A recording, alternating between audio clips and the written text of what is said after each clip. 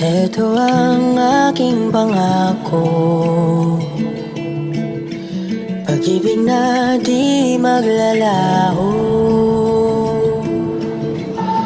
To be patient, to be kind and to be true, to love and to be loved by you. Ayura, Miss Shawi! Mayroong ibinagking sa Don Bell na ikakakilig lahat ng Don Bell fans. Sa niya, alam nyo sa Don Bell, nakikita ko sa kanila, kami ni Gabby. Noon, bagay sila at sana hindi sila matulad sa amin ni Gab, di ba?